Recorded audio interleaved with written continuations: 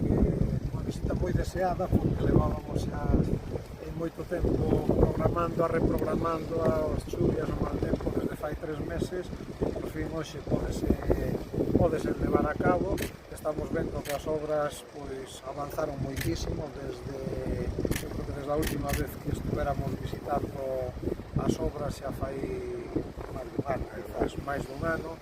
e avanzaron, polo tanto, felicitarnos porque avanzase e, sobre todo, esperanzados en que estén rematadas, que así vai a ser. Pero, bueno, que nos ten que contar a nivel técnico como vai o tema, en este caso, o ingeniero provincial Álvaro, e que él nos diga un pouco como van avanzando e en que situación estamos. Bueno, estamos visitando a nova 236 e a 120, nunha visita que estamos nunhas obras moi importantes, e foi unha decisión moi importante deste goberno no seu momento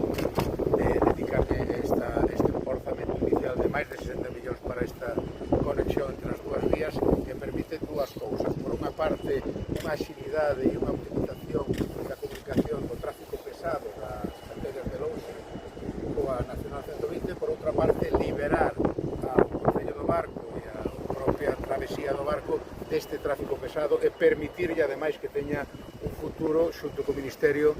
de humanizar ese centro do barco, esa travesía principal. Son unhas obras